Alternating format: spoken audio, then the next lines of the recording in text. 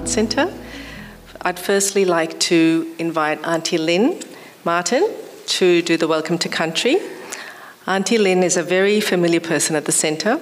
She's a highly respected local Darug elder, an active member of the AECG and Council's Aboriginal and Torres Strait Islander Advisory Committee. I have seen her over the many years working with us tirelessly with the local community to increase understanding and awareness of Aboriginal culture and history. She's also collaborated with us on many of our programs and initiating NAIDOC exhibitions, which we love to share here. So, Auntie Lynn.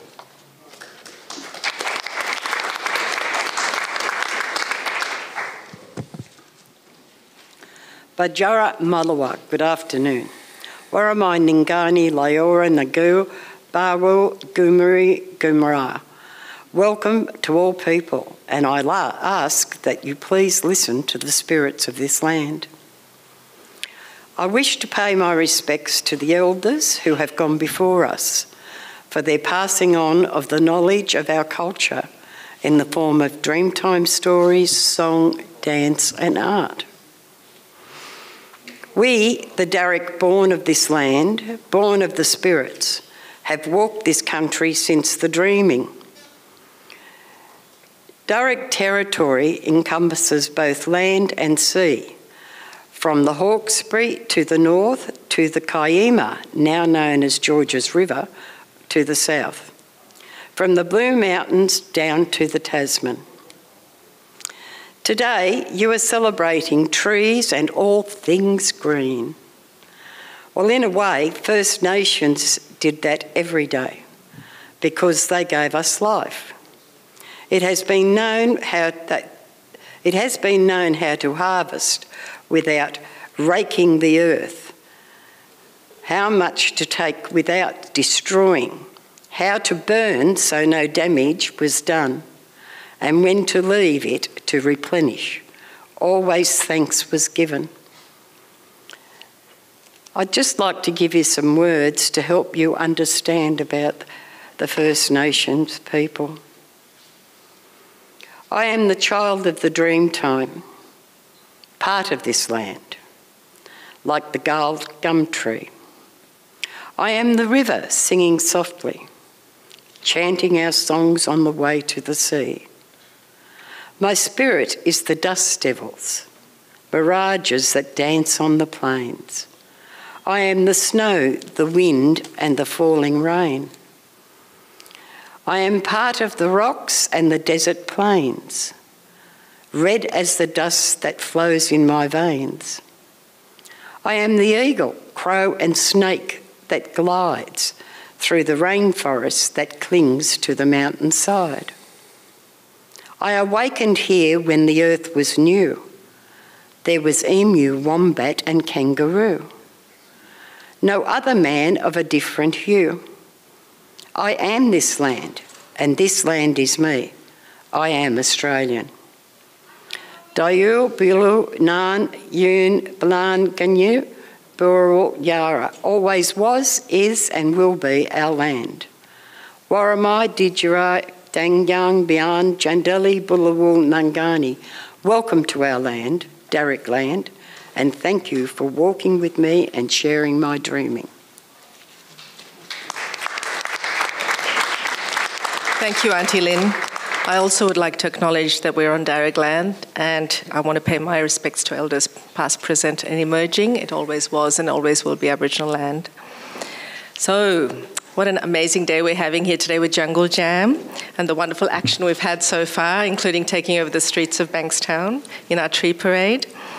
But I think we're coming now to the more perhaps focused and conversational part of this of the proceedings. And I think it promises to be just as engaging because we've got an amazing panel in front of us. We're here to join in a conversation about trees, and I think it's about making that very real. We're in a place where we are facing lots of environmental change, and I think it's something that we all take seriously. All the people around us here are here for that purpose. And I think it is this conversation that we're going to have about the integral role of trees in our lives for our well-being and for the whole planet. But it's also about their essential place in Western Sydney in particular, and where Bankstown sits and our place here. Bankstown Arts Centre has a very embedded focus looking at sort of issues of artists working with ecological issues and environmental issues. And I think artists bring that particular lens in a very interesting and perhaps sometimes less didactic, but sometimes we can be. But I think it's about that emotional response that we're evoking in people to understand how we can create change. And we're particularly lucky at this art centre. I think what's making it very real for us is the beautiful stand of fig trees that surround us at the centre that have been here for a very long time. And on a daily basis, I'm really privileged to actually experience the kind of amazing life that it brings to our place. The birds that I'm so witnessing on a daily basis. So I think it's about bringing that conversation and taking it to the next step. So our current exhibition has come about in a partnership with the Tree Veneration Society, and it's called Arboreal Narratives. And this brings that kind of attention to things like the street trees that you pass by and you may not take too much notice of, but it's actually saying, hey, stop and pay attention. And we're going to continue the conversation today with this great panel led by Costa Georgiadis.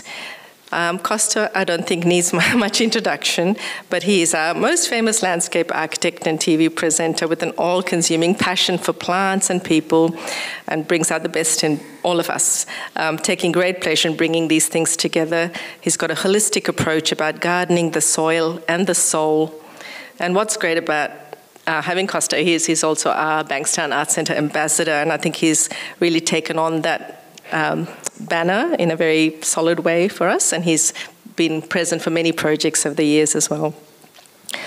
And then at the panel sitting on my left here is Uncle Dean Kelly. Uncle Dean is both a South Coast, New South Wales saltwater UN, Yalbanja Durga Gurangi cultural man through his father, and Western New South Wales freshwater stone country cultural Walwan Nyap.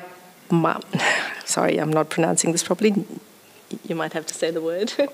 I'll tell you. Yeah, man, through his mother. Uncle Kelly is a member of the Botany Bay Aboriginal community and is also accepted as belonging to the La Perouse Aboriginal community. As a cultural practitioner, his true passion and cultural obligation is dedicated to the protection and preservation of Aboriginal cultural heritage. Louise Fowler-Smith is an eco-artist and writer who has been researching the sacred tree for the past 2 decades and has found the practice of venerating or honouring trees has been able to protect trees in some parts of the world. And Louise is the founding member of the Tree Preservation Society. Mailithi has worked with us in Bankstown Arts Centre for many years as well. She came to Australia in 1985 from the Central Highlands of Vietnam and is a local artist. Maili practices mixed media installation, sound and video arts, and her work speaks about the human conditions using symbols to express the common humanity and determination to survive. And last on the panel is Sebastian Pfautsch. Sebastian is an associate professor of urban planning and management at Western Sydney University with a master in forest management and a PhD in tree physiology. In his current research program, he investigates the practicality and effectiveness of interventions that help cooling Western Sydney specifically. And his work features regularly in the media as well. So I think it's going to be a very exciting panel, and I'm going to hand it over to Costa to take over from here. Thank you.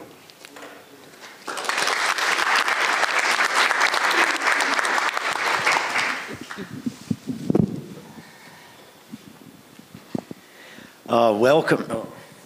Is that on? Hello? Oh, that's on now. Welcome, everyone, to the Bankstown Arts Centre, and thank you, Vandana, and of course, Auntie Lynn, for the special welcome to where we are today and to this event, Arboreal Narratives. And I don't need to add to any of the introductions because you're going to hear from our wonderful panel. And at the end of the day, I think the thing to remember is everything that will come from each of our panellists is about being connected. As Auntie said, we are part of, we're not separate from. We are the land, and the land is us. And trees are the static, trees are the constant. And we all have a story. At the moment, there's the there's the catalyst, what's Australia's favourite tree? And I mean, this draws up this wonderful everyday connection. Like when people suddenly say, oh, well, what is your favourite tree? And then how do you isolate that? We isolate that because of our experiences as children, our experiences in life, where we live, what trees mean to us. It's National Science Week this week, and of course there's so much going on around trees. Next week is the National Land Care Conference, which brings together people who are working with trees every single day. Not just working with trees, but working with ecologies, which trees are the backbone. Everything connects to the ocean. That common humanity, that from Uncle being, whether you're freshwater or whether you're saltwater or whether you're mountain, it's all connected. I was fortunate enough to be at an event at the library this week, which was the launch of a book on gliders, but gliders are only there because of the trees. And then the more we connect and understand to the gliders, then that brings people to the trees, and then they'll protect the trees. So this is, I think today, and Arboreal Narratives is all about stories that connect us. And then the more we build that emotion that Vandana was talking about, which is what the Arts Centre is all about.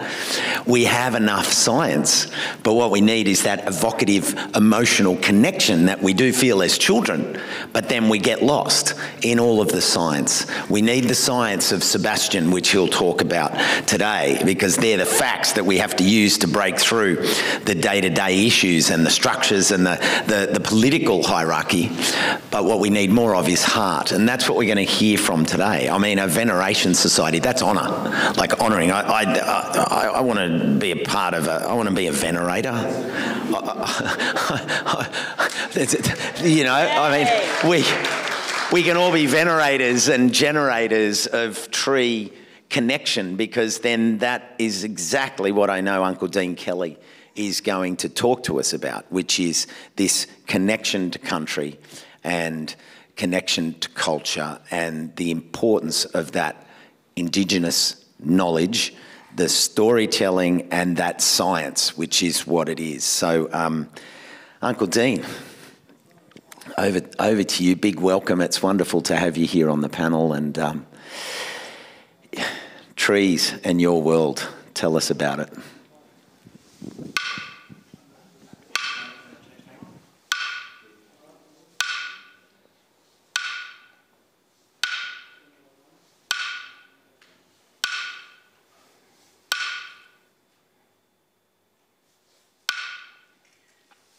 Yuan Wilbanju Duriga Garanji Wawanyamba. The rock is my mother, the tree is my brother, the water is the blood in my veins. I am country, but so are you. I want to acknowledge my old teacher, who in my opinion was a scientist of nature. His mind was so open and his spirit was so alive that he could see and feel what others couldn't. He's seen a big picture, and I was lucky that he filled my cup up with that picture, that knowledge, that culture. His name is Jayala Dalamunmun, and he's passed now. But his knowledge, his spirit is in me. And one of his biggest sayings was, I've got to give it away to keep it. That's why I'm here. I don't own anything. I'm just a living spirit. I'm a conduit to pass stuff on. The tree is very important to all of our existence. I just made a phone call with these clapsticks, but really mobile phones. These are the oldest mobile phones in the world. I call them my Aboriginal my phones, 10,000s. They're so smart, I don't need to plug it into the wall. Telstra and Optus don't own them. All I need to do to use these old mobile phones is hold respect. They'll do the rest. But they're not just pieces of wood that come off a tree that was 500 years old. They can tell us a lot about energy, people. And my old teacher used to say, they're the X-ray machine, they're the ultrasound. When you go into areas and you start to feel what's there, these fellas will tell you if there's any issues, any problems. So I got taught a lot about feeling. I've got a picture up there. I could talk about that picture all day, but I still don't know everything, and I'll never know everything. I'm learning off my little grandson who's 2 years of age and my other grandson who's 18 months. And I'm learning from my father who passed away yesterday, 86 and 9 days. 9 days is very important to me and my culture. 9 days is 9 sunrises, and it takes 9 months to bring me into the world and every one of yous for a woman. So the first thing I had to learn about was 9 months.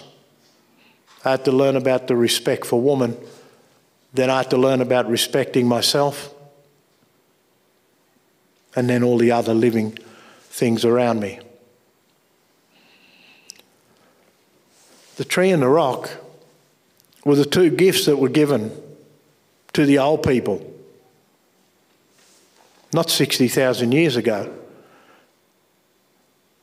And I don't like to criticise anything or anyone, but 60,000 years is a scientific thing. My old people, my old teacher said we were here since first sunrise. We were here when creation was created. And what they said to me, nature was created first. Then the first human being was created. That first human being was Nyadi, first woman. Then Tunku, the man, was created second. They were given two gifts, the rock and the tree. And they learned to live with the rock and the tree for thousands and thousands of years. Everything in this room, that little wooden desk, comes from the tree. That steel that supports you on them chairs comes from the rock. And us as humans are so destructive to the rock and the tree. We don't understand that they're keeping us alive. We learn in about second class about the tree giving us oxygen so we can breathe. Yet we can come along as human beings with a big chainsaw and cut that tree down with no regard for the life or the memory that we're taking away. But even if that happens to a big old tree, the tree is not dead in my culture, in my teaching. And the easiest way you'll understand that, because a lot of people will see the leaves go, and then they'll start to see the little branches and that go, and the big stump will eventually go over a long period of time. And where does it go? It goes back to the mother. But somewhere in between that, going back to the mother, where it came from, the land, we can get that bit of wood and we make a fire, and we can warm ourselves from that fire, and we can sit there and get our sanity. That fire is the first television screen ever. But where does it come from? It comes from grandfather sun in the sky. No grandfather sun, no fire. We can cook our food, we can make our tools, we can make our medicines. Trees are so important. They're like us. They're so much like us. Their feet are in the ground, their roots. Their trunk is their body. Their branches are their arms. And their leaves are their fingers. And they're catching the same things as us. Water and sunlight. They're your basic things. So we've got to start to look at these trees a little bit more closely and start to understand how important they are to us and our survival. I was taught to leave tracks that other people can see but not follow and make their own tracks. But I was also taught about the old tree and the young tree. And I was told that the old tree never stops the young tree from growing. It guides, shelters, nurtures. And then one day the old tree will go and fall back to the mother and start to recycle itself. And then the young tree will grow. That's what my old teacher did to me. He was the old tree, that big hard drive. Plenty of information, plenty of data, plenty of spirit. Now it's my time to grow and share what he shared, share to the world. But I have to be careful of my ego. I have to be humble. I have to suffer humility to do this and to do it properly. I have to stay grounded. I can't fly with the birds. I can't talk to the old people. Yet they're present all around me all the time. They communicate in different ways, and they teach us about the greatest teacher of all, nature. Nature's the greatest teacher of all, biggest classroom, largest university. And all you have to do to learn from it is not get your plastic card out of your pocket and go to the Commonwealth Bank or Westpac and buy some knowledge.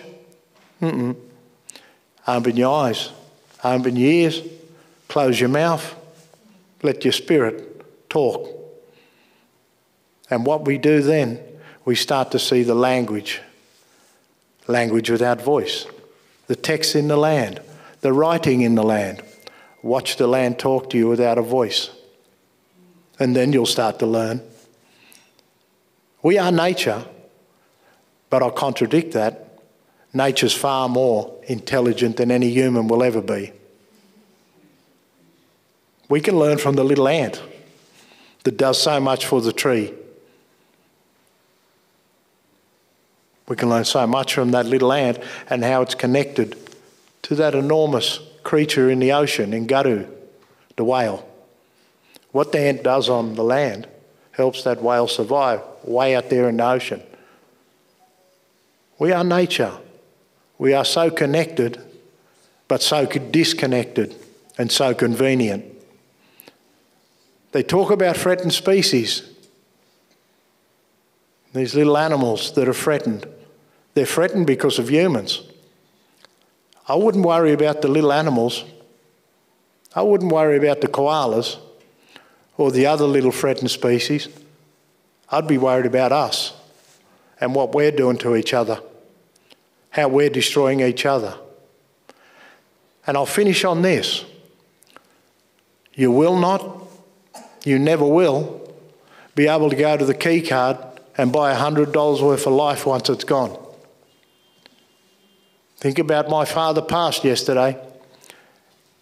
If that old man never taught me what he taught me, and my old teacher, I wouldn't be here doing what I'm doing today. They would want me to do this. They're here with me. They're right here on each shoulder. I can feel them.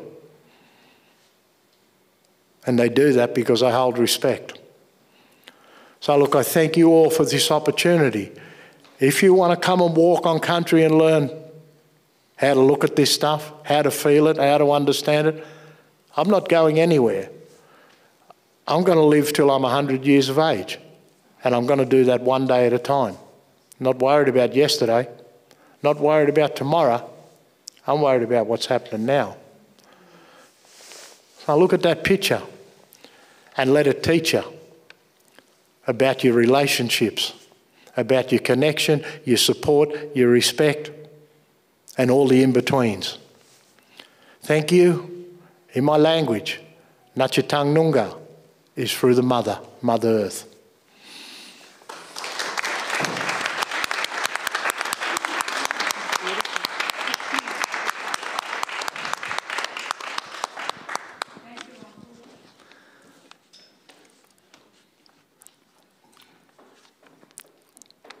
I think we need a second. Uncle, thank you for setting the scene for this conversation. I really love the way that you create those very comfortable and easy to associate connections. I mean, the clapsticks as your my phones.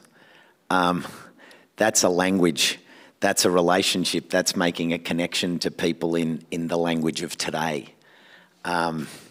The fire as the television screen, the trunk as body, the branches as arms.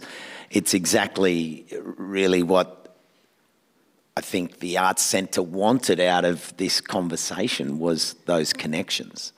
Arboreal Narratives is about everything you just spoke about.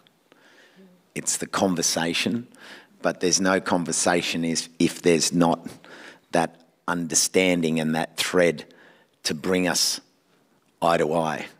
And wow, there was so many things, but I don't need to paraphrase everything that you just said. I just need to gather my thoughts before I introduce our next speaker. Yeah, so from Uncle Dean, we're going to move over his left shoulder to Louise Fowler-Smith. As Vandana said, she's an eco-artist and writer, and she's a venerator, an honourer of trees. Speak to us about your connection with trees, Louise, and that rhymes. Okay. All right. Can you hear me? Oh, good. I actually, thank you so much, Uncle Dean. That was just beautiful, really touched me.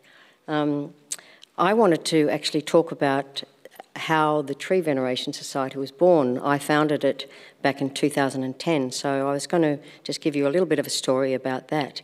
So I wanted to start by saying, of course, that we know that trees are absolutely essential to life, to our lives. Without them, we would die.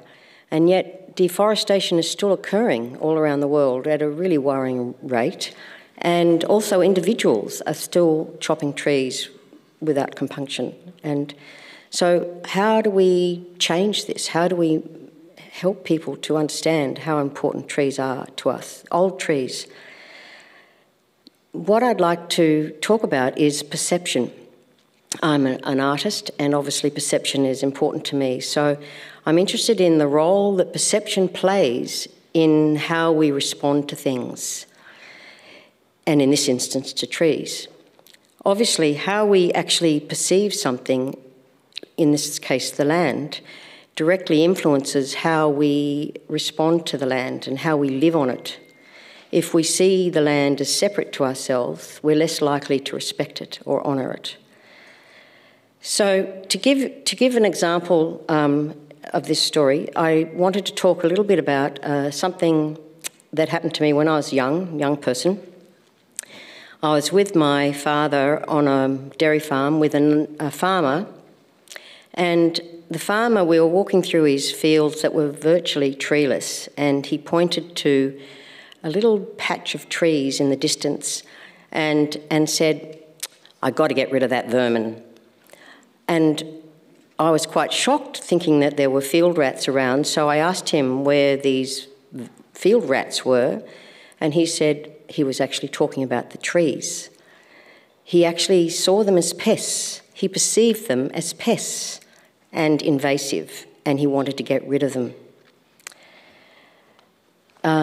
Next slide, thanks. So many years later, I actually made my first research field trip to India, of all places, because I discovered that in India there is a history that dates back to the beginning of time of sacred trees and of sacred tree groves. So I witnessed trees in India that had been adorned and subsequently adored. These trees were believed to either house a sacred deity, or they were believed to be like a temple, so a sacred site.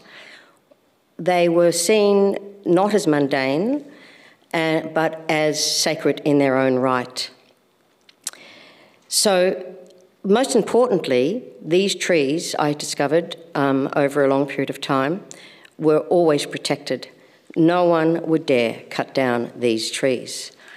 In a country where there certainly is problems with deforestation like everywhere else in the world, but certainly these trees, no one would touch them. Even if governments wanted a road to be widened, they'd have to reroute the road rather than cut down that particular tree. Next. So I ended up travelling across 17 states of India. I became quite obsessed, actually, over a 10-year period. So right from the very south of India right to the top, to the north of India, 17 states. I took hundreds and hundreds, maybe thousands of photographs and recorded oral histories, and I also interviewed anthropologists and botanists in the field about this tradition. And what I discovered was that trees are venerated, or as Costa has pointed out, honoured. I'd prefer to think of them as honoured, for multiple of reasons. And these relate to things like birth, marriage, death, rebirth, health, safety, things like that. And so ultimately these trees, particularly the individual sacred trees, were wish-fulfilling trees, which of course is a tradition that goes beyond India. If you look at cultures all around the world, sort of prior to the advent of Christianity, basically, the trees would be worshipped in a similar way, in Europe even, as wish trees. So now the term for a wish tree in India is kalpa vriksha. So they became kalpa vrikshas. Now, due to time constraints, I thought I'd just show you some examples of these. I mean, as I say, I have hundreds, maybe thousands of photographs. We don't have time. But I thought I'd show you some, just so you could get an idea. So this, for example, is like a temple, but it's just trees. There's no building there. And all of the trees are covered in yellow turmeric powder, which we know actually is a natural disinfectant. So they're actually good for the trees. It's amazing. And so women would go to this site to to wish for a suitable husband. And they would not only rub the tree with the yellow turmeric, but then they'd also have turmeric root, which they'd tie to the tree and with their wishes. Next. Here's another example of a marriage, and it's also a fertility tree. This one, on the bottom half of the tree are all the yellow cords. They're called tali. They're marriage cords, and with the yellow turmeric. And so all the women have wrapped those around the bottom part of the tree, and then the top part. All those colourful cloths are actually symbols of cots. So they're the women who have been married, and in the first year of their marriage, they're wishing to become pregnant, to have a baby. And so they're little cots for that wish. Next slide. Now, in India, many temples actually began as a tree. And so this is an example. This is a very important site, a Meenakshi temple in Tamil Nadu. And so what would happen in these instances, if the deity that is believed to live in the tree is considered so important, then a temple would actually be built around the tree. But the tree came first. And so in this instance, the tree becomes the sacred temple tree, or then its name changes to Sthala Vriksha. Vriksha means tree. Next. Now here, because this is an important sacred temple tree, the cot, again, women would go there to wish for a baby. But then in this instance, they'd actually hang these wooden cots. You could actually buy them outside the temple with little dolls in them. So these would be hung, in this instance, because the tree was so important, it would be hung on these structures just around the base of the tree. Hundreds of them. Okay, next.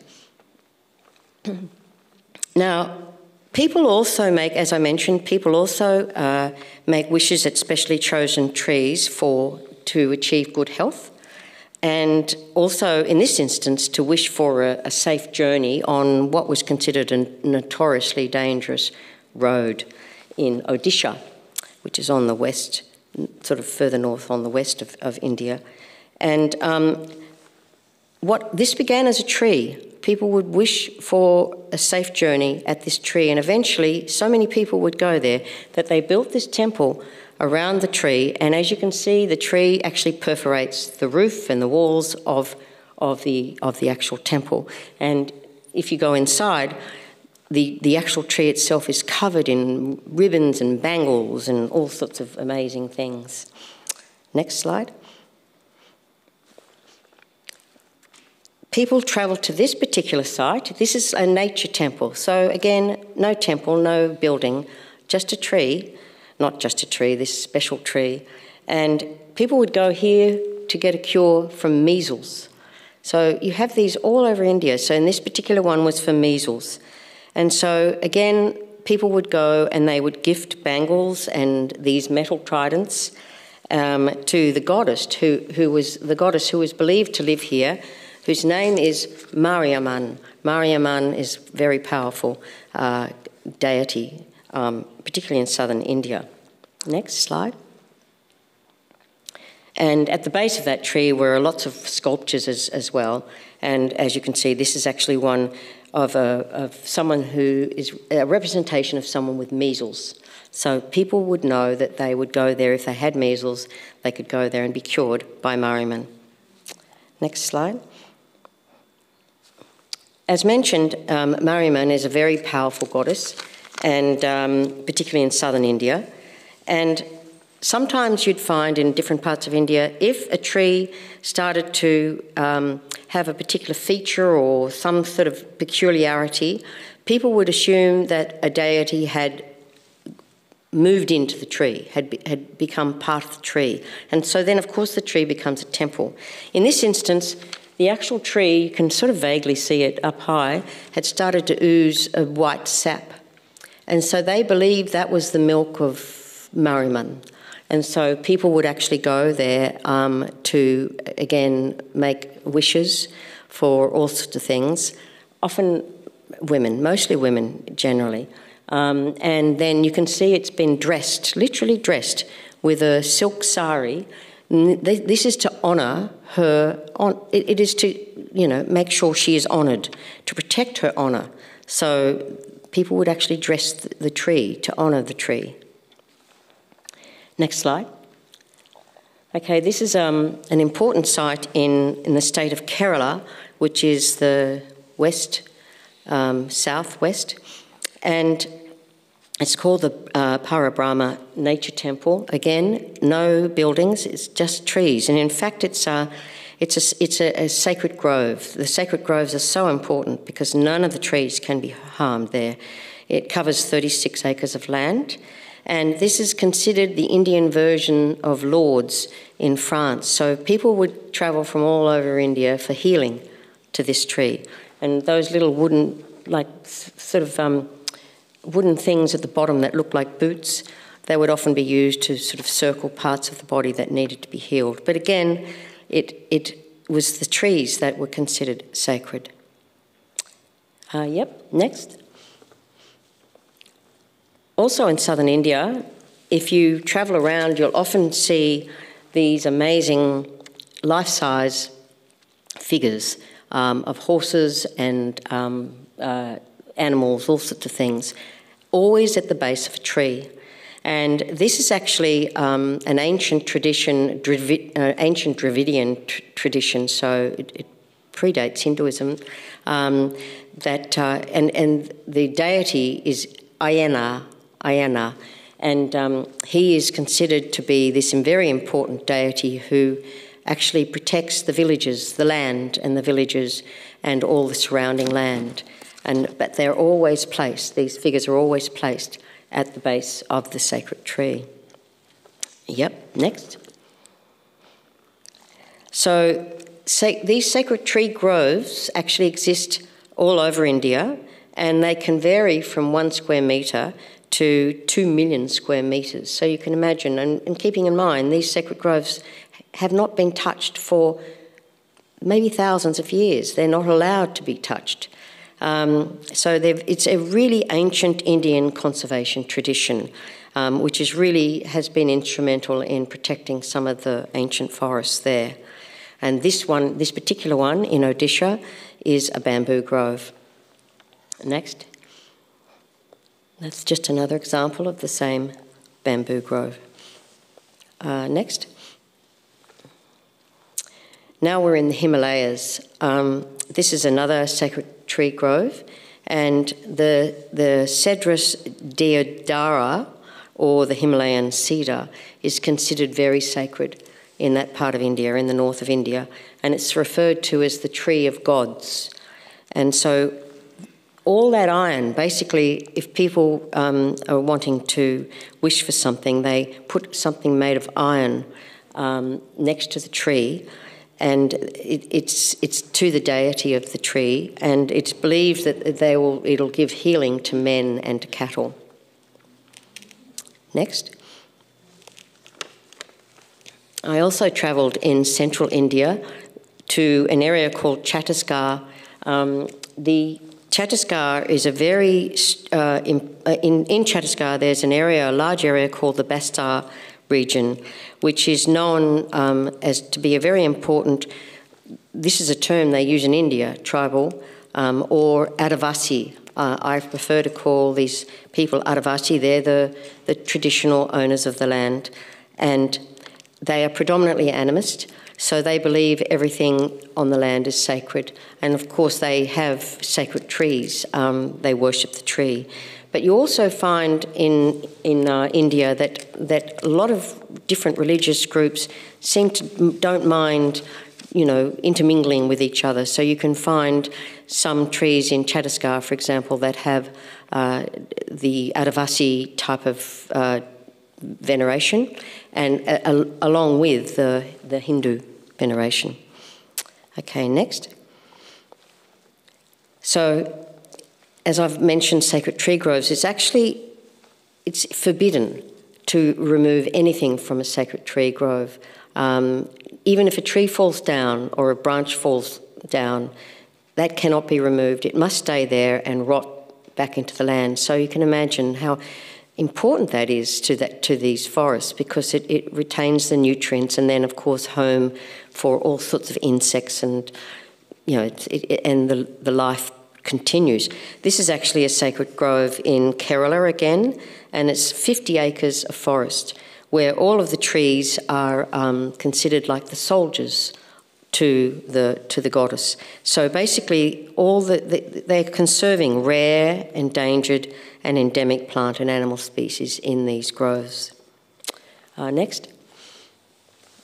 This is my last slide for the Indian, for India. This is actually a sacred banyan tree in Gaya, where after one of your relatives dies, you wait a year and then you travel to this site to offer something called a pind or pand, which is like a funeral cake, to the deity, and that's meant to release your relative from bondage to the earth. And so people also come and actually venerate by tying ribbons and things around the roots of this tree. So, sorry? Okay, well, you want me to wrap up? Yeah, okay. So anyway, as a result of my experience in India, if we could go to the next slide, we'll just go through the final slides quickly.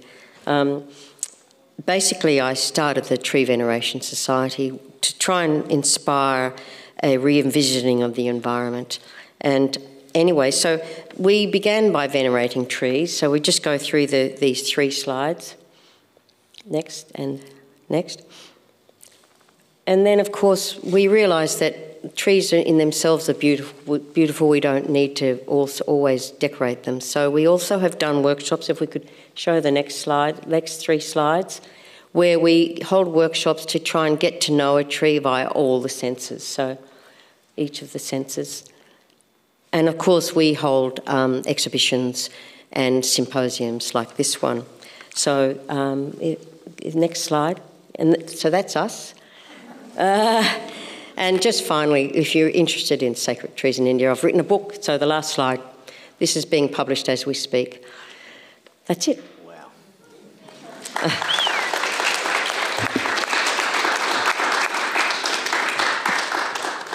Now, I think there was no denying when I said at the beginning we have 4 incredibly different and captivating takes. Thank you for that, Louise. And, you know, I couldn't help but think about the way that those trees, as you said, they've been adorned and adored. And you looked at, like, the tree as a temple, and they're perfectly respected. And then, you know, more recently, our dollar and value sense sees something like the birthing tree in Victoria just get bulldozed because we want to shorten the driving time from a capital city to the border by 3 minutes. And you just think, you know, the sheer respect of values there to that, where does the value sit there? What's your sort of take on that, Uncle? It's like, I guess, value. How do we value life, you know? Because the old people, their way of life was being with nature, and there was no separation. So in this country, I get a little bit worried about where we're going with protecting what they call Aboriginal heritage.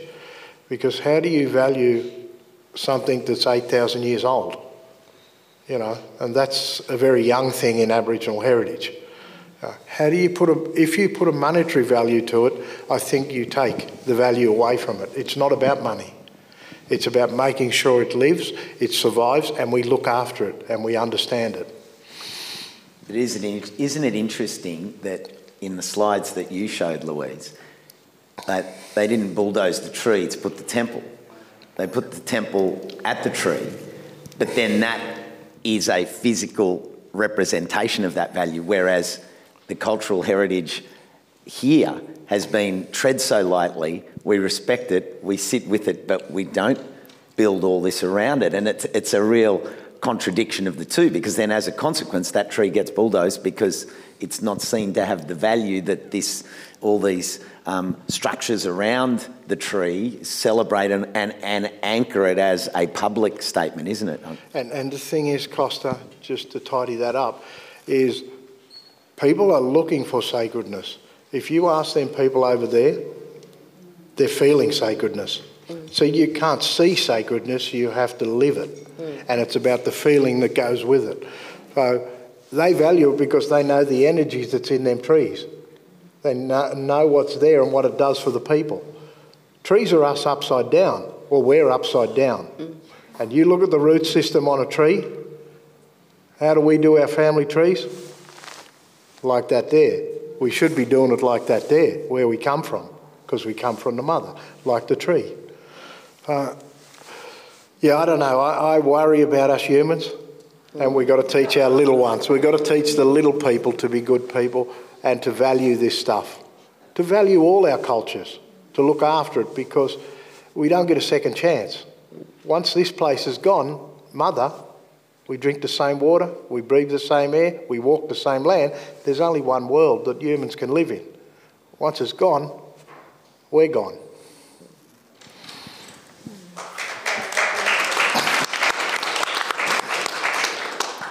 Trees are us upside down. I think if we just take that away from today, that's an incredible thought to build on. And as an artist, I think that's a perfect way to introduce Miley. And you see the world differently. You look at the world upside down, sideways, back to front, front to back. Tell us about how you see trees and their role. Well, as an artist, I was for many years, probably since when I first had my solo show in Darwin, back in Darwin, I was dealing with kind of racism. Talking about, I was looking at everybody the differences and similarity. So I use a lot of symbols and like not much. Symbols like a skeleton inside everybody's bodies, and then I will also use outside, which is the skin color, the 4 different basic skin colors. So back and forward in my work. But one thing, I also use the seed that grow. I was experiment, same bunch of seed, put in the different pots of soils. They ended up growing differently. Like the different condition of soil, of course, the same seed, they ended up growing, we can't expect them to grow the same because they're growing different. So I do some growing in my artwork. Oh, okay, so can we fast forward, just keep flipping, ticking, press. Well, this is, I was born in Vietnam, growing up in Central Highland, that's yellow. And in Vietnamese, the Central Highlanders are a bit different from the normal Vietnamese we call Kinh people. Central Highland, they live with nature. They respect nature, similar to what Louise slideshow. Trees are there, living their life, and they worship trees. And if they go to the forest to cut the tree down, they would do the ceremony. They dance, they gong, and they say thanks, and the whole village would go to the forest, chop the tree down, and very carefully, just use a very basic knife, not the big saw, basic knife, cut it very carefully with their little tools, very respectfully, and they build a house only when they need to. Unfortunately, because of Vietnam being controlled by, from say, French colonials, lots of trees that goes build these beautiful buildings from the forest. When I was in Vietnam, I was living right next to a plantations. So 4 seasons, since I was a child growing until the day I left, I could see this 4 seasons, beautiful, from spring, summer, autumn, winter. It's like a song. You can see the different sound. The different weather, different season. You can the breeze breathe through, create different sound. And as the autumn, the sound just follow this leaf falling down. The color changed, beautiful, and the sound different again. So a lot of Highlanders, their songs and their music, they do a lot of music. The song is about nature, about trees, about how they love the trees. And one of the type of the trees called Gonier tree, and it's produced this wild cotton falling down like feather, like little fairy flying around. And women and children will come and pick those cotton, and they make this thread, and they weave. And that weave is the love. They give that love to the whole village, keep them warm and keep them. It was also marriage, exchange. This is okay, because they get men to the village, so women will weave that weaving and they give to the man's family. Okay, man, you can come to our place, be part of our family. You can help her to farm and do all those sorts of things. So I'll just start with this one. This is in Government House. Although my work is about human conditions and environment and that kind of things about people have to deal with, have to live with, I use a lot of symbols. And a lot of time I also go back to my heritage, do a bit of something that connections, the connection between Vietnamese and Australian as where I'm living now. So this is called nong lao. Nong lao means the conical hat in Vietnamese, made out of nature leaf, and standing on the bamboo tripods. So it's like, to me, it's like a human. When I was setting this up that week, it was really bad weather. The wind just blowing crazy. And that time, my partner passed away, had a heart attack, and I couldn't come back to visit this installation. I thought maybe it's all gone, maybe the wind blew it all away. But when I came back, I went back there, they're all there. They're all there. It's like people, we stand strong. Doesn't matter how bad our life we can have to deal with. Recently, I was stuck in Lismore. Of course, Lismore before many hundred years ago was trees, forests, right? And all this forest gone. And this is what happened to them: flood and flood again and again, because the trees is gone. So next slide, please. Okay, this is. I'd like to talk about the Central Highlands because that's trees is a big issue at the moment. So you see the one on the left is the wood tree. They're living with the bamboo. They thread bamboo, made by bamboo and trees. You see those two little on the stairs is the woman's breath. When you enter to the family, you enter the mother's arms and house. So on the right-hand side is a natural, very community. They live community-based, gathering in the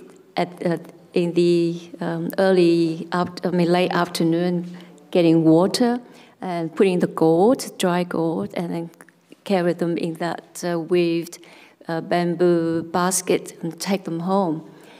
So next slide, please. Okay, and very community works come together, building house, doing things together with bamboos and other nature's materials. Next. And cooking together and share a meal together. Next, please. Yeah, next. Music is part of their lives.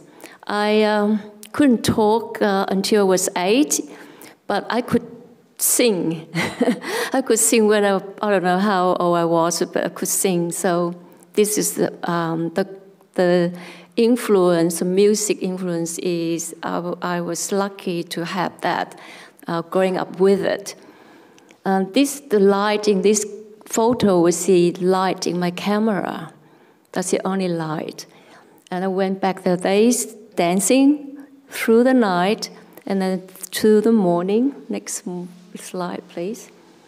That's the dawn. They're still dancing, they're still playing gongs because they just want to celebrate. This is before the harvest. They want to thank to the forest and thanks to the seasons, and they get together and collect their hard work, the result of their hard work, the harvest. Next, thanks.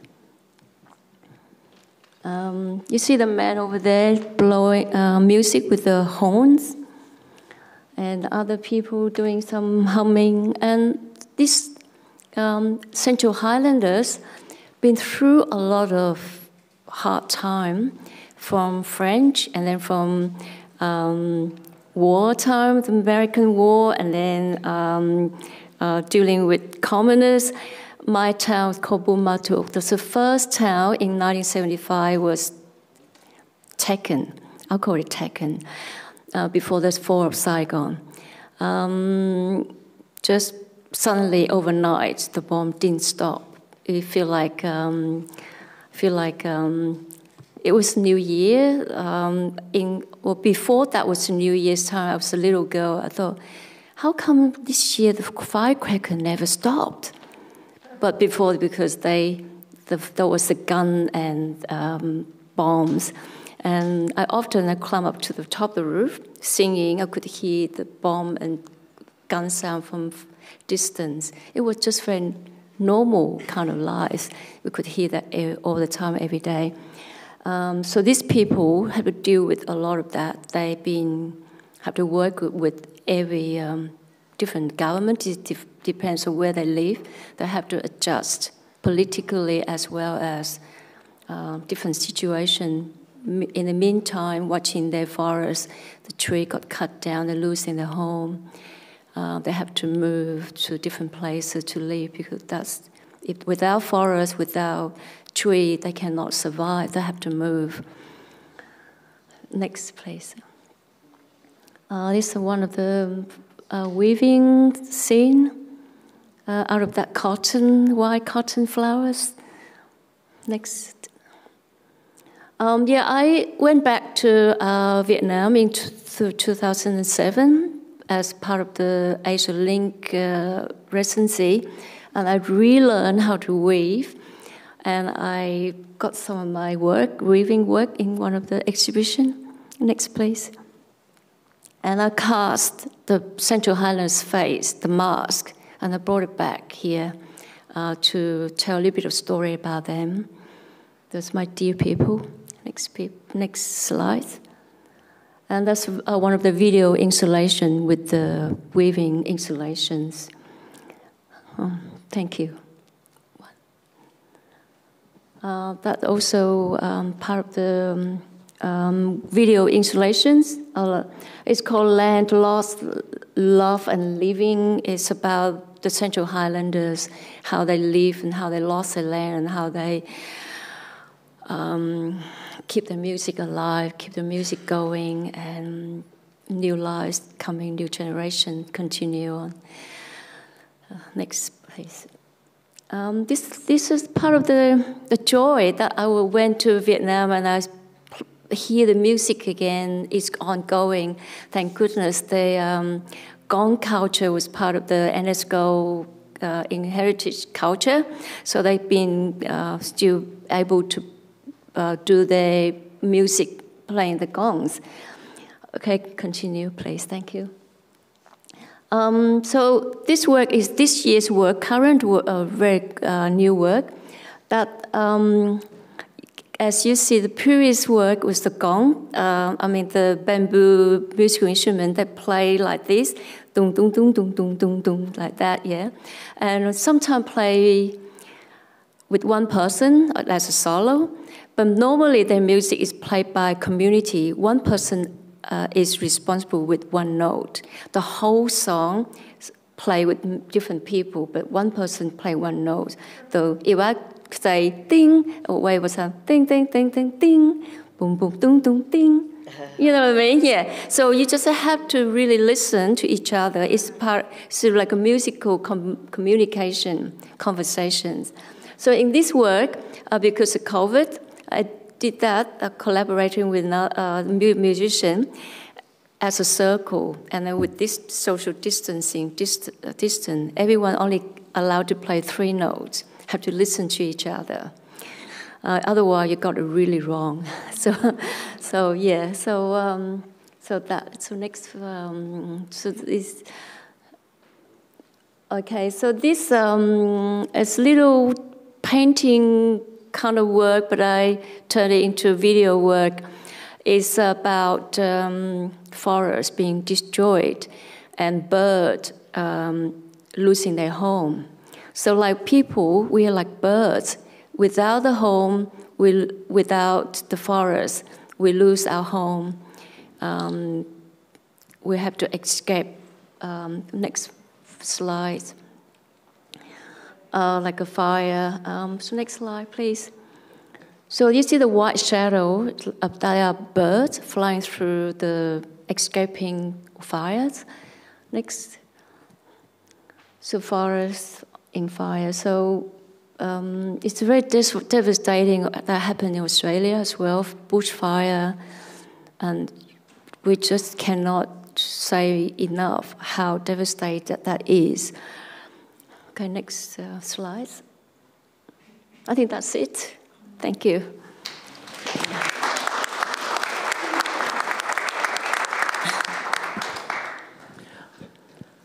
Thank you, Miley. I think you can start to see, even though we've got we've had three really different angles coming from our three speakers, you can see from Uncle to Louise that there's the ceremony and the connection and, you know, the value of totem and passing on that knowledge in Indigenous culture to then the adorned and the adored and the wish-filled trees, the respect that you spoke of, Louise, and now Miley, it was a question of ritual, you know, the rituals involved with what you were talking about. And I think it's a nice way to head over to Sebastian, because here we are in contemporary times trying to work out, well, how do we put value on trees?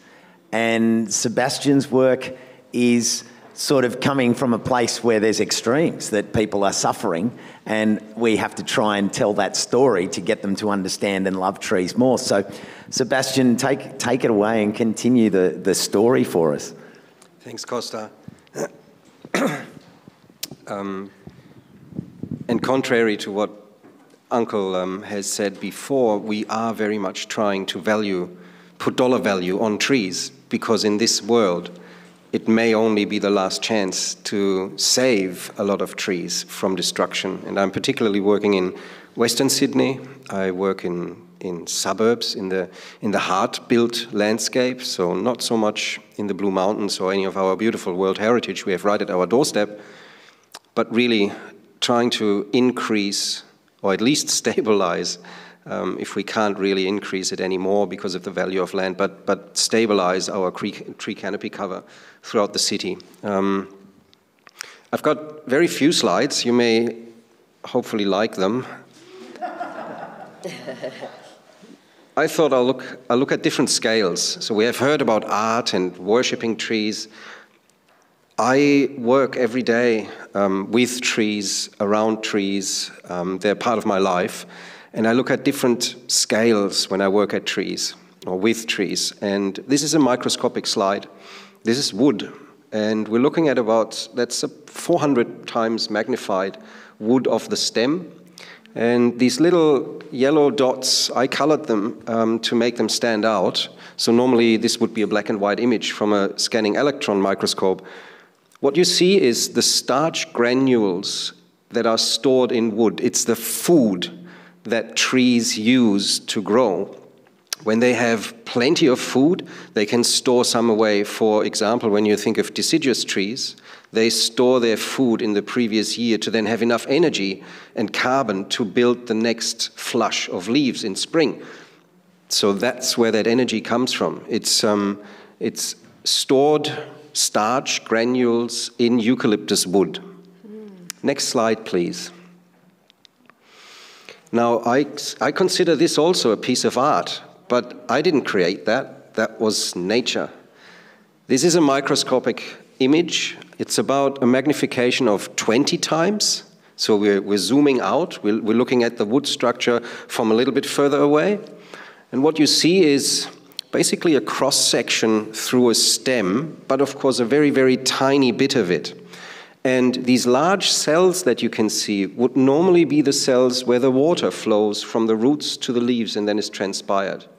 Now, this is a slide of, again, a eucalyptus tree where we know that you have active wood, sapwood, where on the outside of the tree you transport water.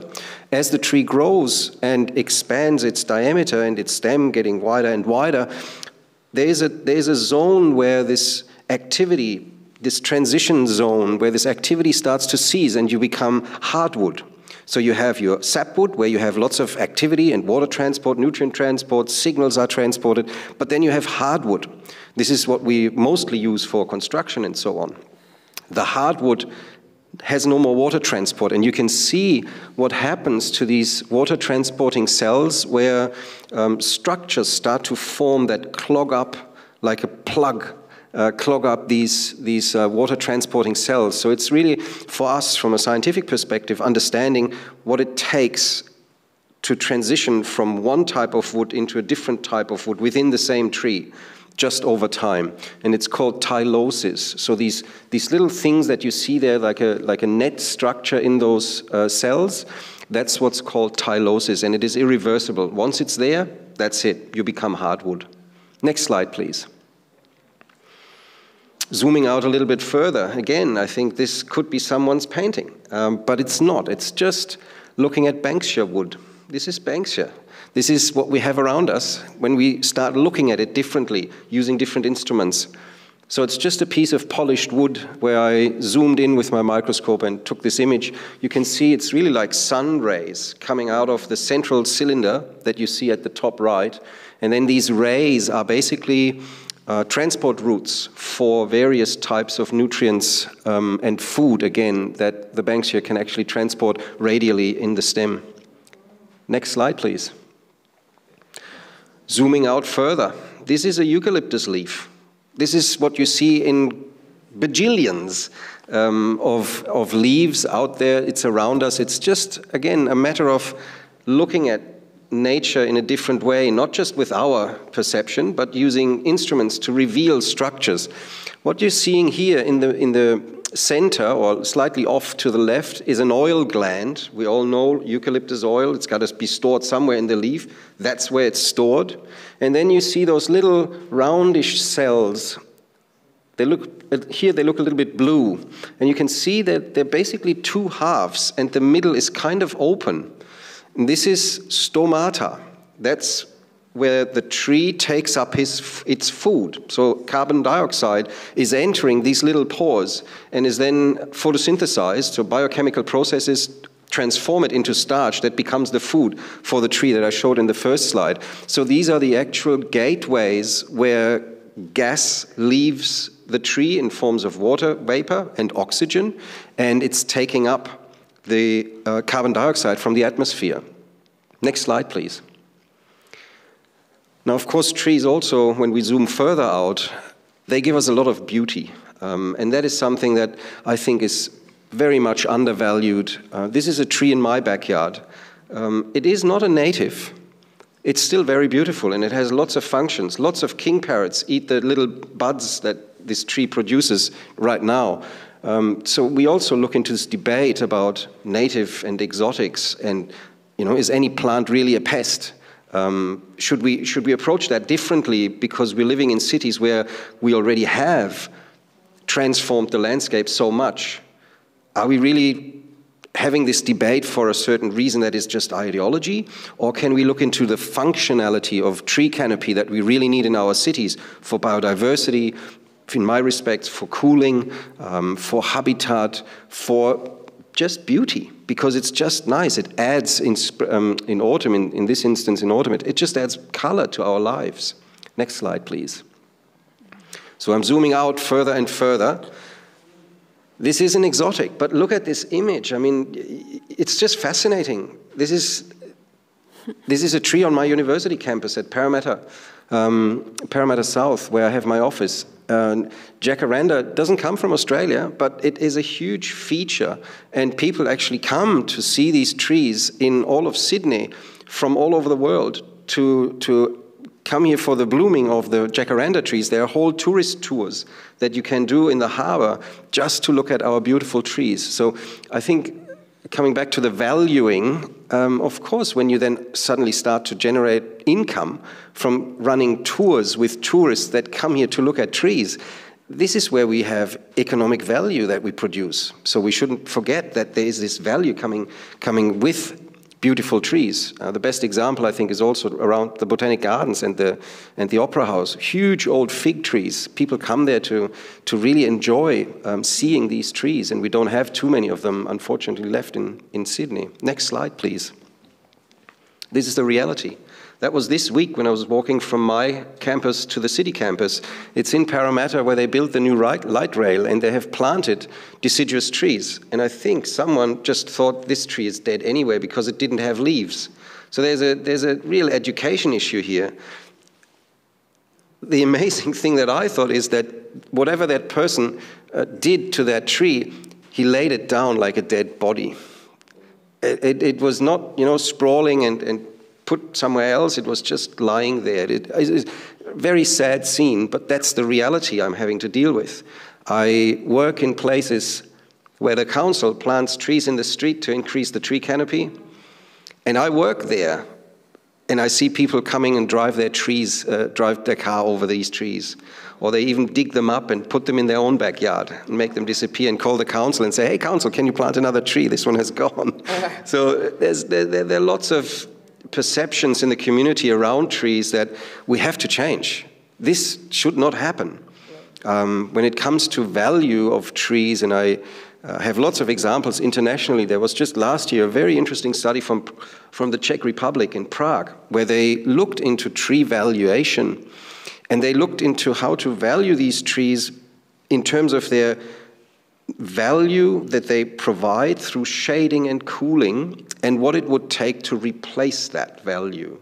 And they clearly show that the trees in the first 20 to 30 years cost the city more than they actually generate in terms of benefits for cooling. Once they are 40 plus years, they start to really provide great value. That means if we have that, we never get to 40 years. We never really unfold the capacity for trees to change our microclimates in our cities and help us to mitigate part of global warming that we're experiencing with urban overheating. So that is really something that should just stop. Next slide, please. Because we're doing this. This is where I live in Hornsby. And they planted trees on a playground, and people obviously damaged those trees. We need to stop that, and science has a huge role to play to provide the knowledge that then makes people understand what are these values. There is, as we heard, life and spirit in trees, but there's also knowledge and beauty, and using just images that I showed you, making you understand and see trees, perceive trees differently. I really hope that a conversation about trees is not just about tree hugging. It's often this misconception that we all need to be tree huggers. We don't, but we have to realize how important trees really are to all aspects of life. And that we, particularly in cities, we need to give trees a chance to become older trees, because it's the old trees that provide us with the greatest benefits, particularly for us when we live in cities that get hotter and hotter because of climate change. I leave it at that, Costa.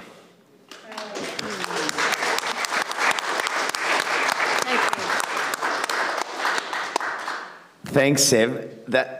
I think you can see some spectrum here when we go from Uncle to Sebastian and everything in between. And this, you asked the really hard questions there, that it's not just the council's issue, it's the values, and to change the values we need the connection. And I think, and then you talk about the ceremony associated with whether it's the Central Highlands, or whether it's India, or whether it's the little ceremony that took place this morning with the children marching with the bird masks and the banners and marching through a normal Saturday morning here in Bankstown. But I think the thing that struck the most was seeing people's reactions, because we do have our habits, we do have our ways, and we need the change.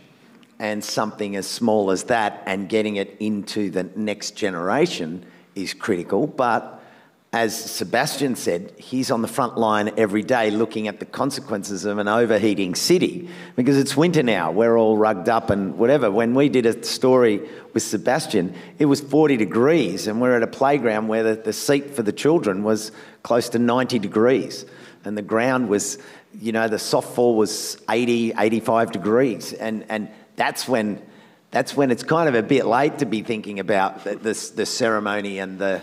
Well, it's not too late, but the opportunity is every day.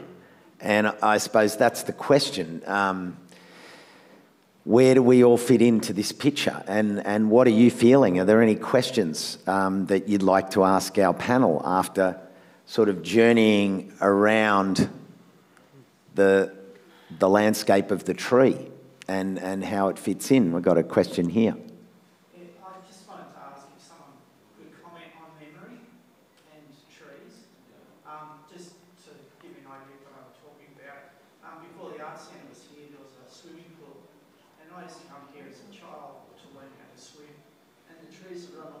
the railway line, we used to sit under them. And every time I come to Bankstown, I always remember that. Yeah. You know, and it has value because of that memory. And I wondered if someone could maybe say something about memory that links us to trees. Can you restate the questions? Okay. So the question was with regards to memory and what the panel feel about the role of memory in building strength and connection to trees. That shared experience of memory and the tree from childhood and then that carrying on through life. I'm happy to say something. I think really what all of us, each of us, have been speaking about is perception. And obviously the person who pulled down that poor little tree in the street didn't treasure it, didn't perceive it as something special to be protected. Now, memory, of course, also contributes to our perception. If we have a memory of a particular tree from our childhood, then we're seeing it as something special, as something unique, as something that there's nostalgia there. So we're not wanting to harm that tree because it has that nostalgia. Anyway, that's my take on it. Yeah. So as I mentioned earlier, I growing up with trees right next to where I live. Just see it, breathe with this, hear the seeds knocking down falling seed and the new plant growing at night. And yeah, it's a massive. I couldn't see the end of it. And when I went back to Bumatuk in 2007, they are gone. And built over this, I call it ugly housing, just and a new street. Oh, yeah. Terrible. How do you walk that line, Sebastian, between your science eyes and your heart? Because this is really where we're sitting. I also wanted to mention that, of course, the tree itself has a lot of memory because we can use dendrochronology to actually read time backwards in the tree because the tree stores environmental conditions. I, for example, and this is just one story, we could talk for weeks, Costa, about trees. I live with them. Time, eh? I know. I grew up in Frankfurt, and the Second World War was really affecting Frankfurt. We had a harbor.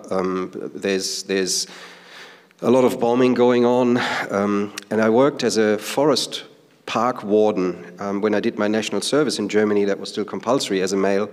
That was the early 90s when I was living over there. And in that part of the forest where I worked, we had a big wooden tower. And that wooden tower would always be used as a marker for the incoming aircraft to actually target the harbor. So because Frankfurt is in a valley, when you come low with an aeroplane, you wouldn't be able to see into the valley. So they used that tower as their marker to actually get to the River Main and the harbor there because of the industry that was supporting the war from the German side. So the bombers came in, and it often happened that they released the bombs too early. They would fall into the forest and explode, or not, and the shrapnel would embed into the stems. Now, when I was working there as a forest park warden, we sometimes had to fell a tree. These are beech trees, fagus, beech trees, because of the safety for the public. This is a great thing that they had established way before any of the world wars, where Frankfurt had a city forest that was there for the people of the city to enjoy. So it's really close to the city. And that's why these parks are there. Now, when we felled those trees, it was extremely dangerous for the chainsaw operators because they could hit the embedded metal, the shrapnel in the tree. You can't see it. It overgrows, and your saw would jump. And there were in the past people even dying from that. So when we hit metal, we needed to take the saw away and take different tools and manually dissect the tree. And I even extracted metal pieces out of the tree. So there's a lot of memory, not just from humans connected with place, but there's also a lot of memory stored in trees that we can read. We can date trees back 1,000, 2,000 years by radiocarbon analysis and look at the climate that the trees grew under and re-establish timelines of environmental conditions where, of course, no meteorologist recorded anything because we didn't have the instruments, but the trees have that kind of knowledge, and some trees can be like the giant mammoth trees in the US, in California and so on. They can be 7,000 or 8,000 years old. So yeah, there's a lot of memory related, of course, to humans, but also related to the science that you can use to unpack that memory. Great question, thank you. And thanks for the answers, everyone. I'm a black fella. My grandfather, he had the luxury of being deported from Nowra to go to Kempsey to go and cut cedar. Now, cedar wood is a big bloody tree, and it's the most crying shame that Australia has ever done it to itself, because where are those trees now? All that cedar up in the rainforest that came from all the way down to what Coffs Harbour, all the way up past Brisbane. Now, all that selection of trees, you know, is almost as big as this room. My grandfather was just one man cutting that down. Because, why? I believe the perception is that us as people are more destructive than what we think. Because in a lot of things, not only things that we utilise in using, make medicine, for example, one of the great cures for malaria came from a bark. So my perception is, are we getting any better, or are we just getting worse? That's your job every day, and every other's person every day, to not make it worse. But how that can be? Pardon? How can that be? And yet things are still getting worse. Because there are too many forces working on the other side of that spectrum. There may be too many forces on the other side of the spectrum, but the best part of the story is the matter of knowledge, the matter of education. People, but you've got no reflection on these things. Like you showed an example of, breaking a tree yet to grow properly. Just the sheer compulsion of people's destructiveness of nature, of themselves. So it's harder for people to not only to beautify their cities, not only to take out carbon in the air, so that we can oxygenate the environment that we live in, and not only that, but also given homes to various insects and animals and all that, But we, as peoples, find it's easier to be destructive than being creative. So what I'm saying is that how much can we educate and pass on the knowledge within for us to be more in creativity for all our environments? Well, look, we've got this whole day dedicated to trees, right? There are hundreds of people here, so I think that's a good start. Yeah, and I'd add to that and say, everyone here has a chance to take something away, and then look at where you can connect. In Science Week, there's places to go. Next week is National Landcare Week. That is all about trees.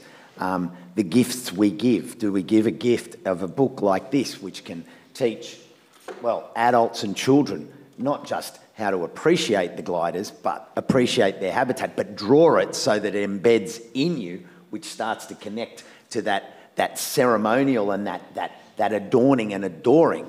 And when we can get children adoring it because they get it through their entire education stream, and then when us as adults connect to them by giving them gifts, connecting them to the landscape, taking them to places where they can see these trees, going on holidays at places and visiting the forest. Like there's so many opportunities, and it's the little things that add up. It can't be the big things. Like, it's got to be those little repetitious things. And I think when you then see those slides in the context of the spectrum of this conversation, you start to put it into an order where we can value and layer in the values. Because value, the difference between value and values is one letter. It's just one single letter, and we can turn around the value, dollars and cents-wise, that Seb's talking about by really connecting the heart and those stories that have come from this, well, it's not a side, but those stories that have come through. We need the values to understand the value, and then we need the value to reinforce the values. So I don't think, Yeah. you know,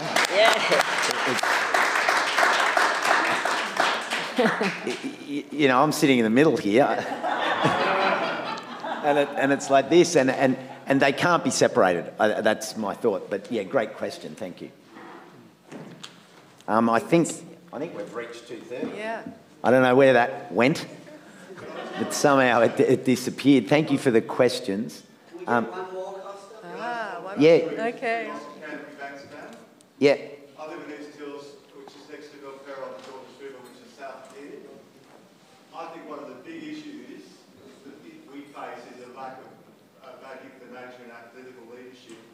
County Bankstown Council have approved the destruction of thousands of trees along the Georges River, some of which are heritage Aboriginal trees. I spoke to John about that.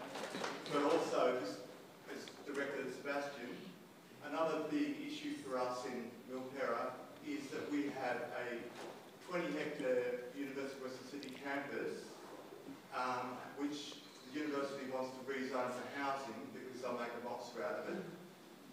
And subsequently, we're going to lose a centre for education, but also hundreds, if not thousands, of old grey box, treated corners, and they've done some dodgy deal with council, and they're putting up a high-rise just over the road here.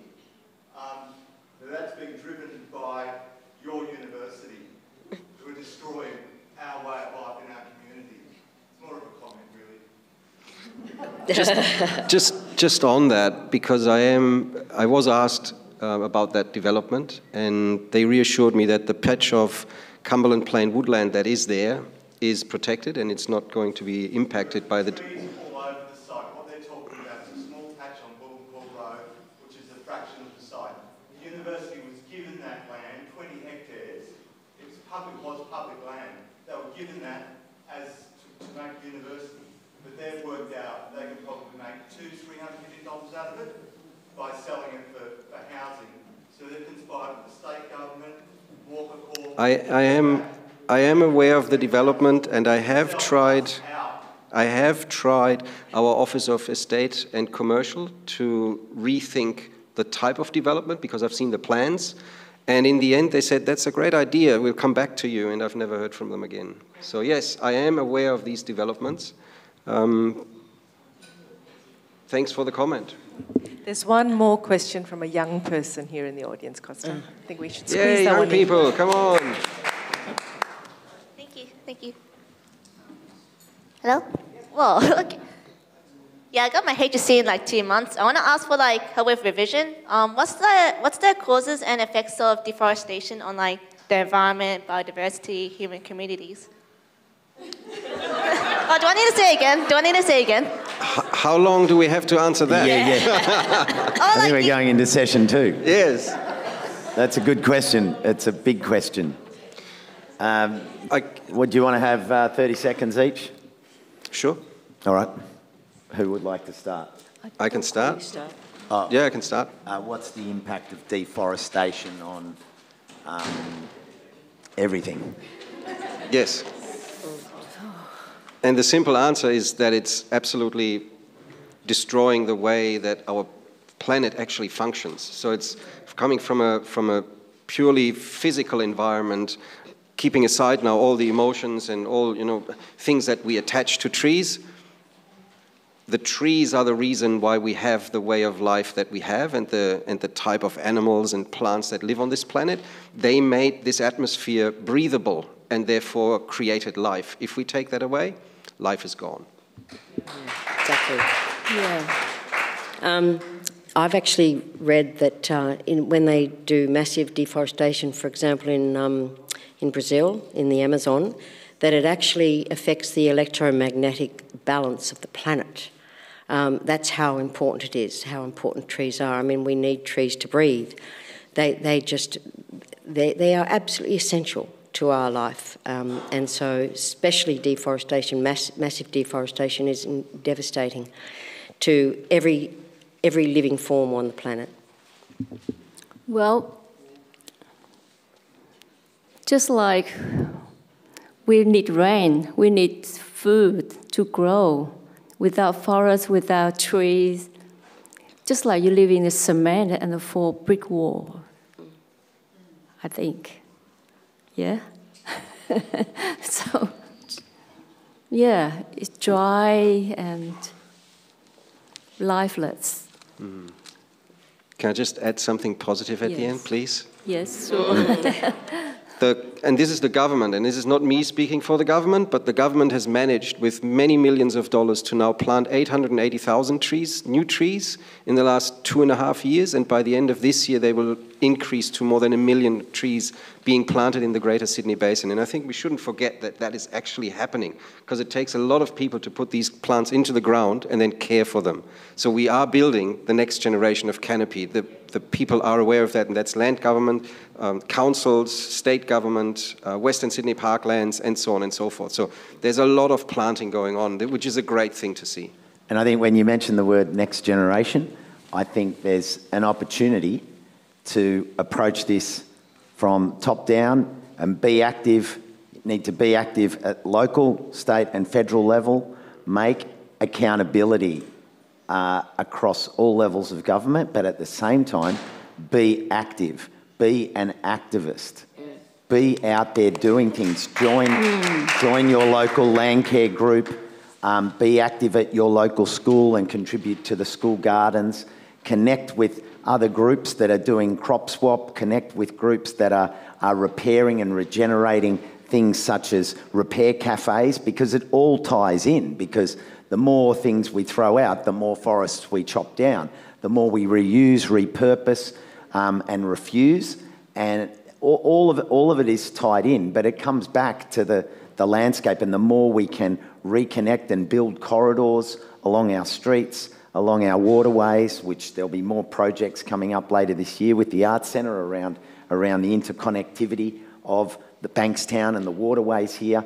The more we cool our cities, the more we hold the water in our cities and develop the sponge concept that the city is a sponge, but it'll only be a sponge when we don't have more and more hard surfaces or surfaces that have been baked and the water can't go in, because you can start to build soil by composting and separating food waste, which helps build microclimates suitable for growing more trees and building biodiversity by telling stories, drawing, sharing, using technology that you know, and whether it's uncle's clapping stick technology, or whether it's a technology that Seb's using to understand the heat and the heat island and reading the landscape from temperature and cooling the cities.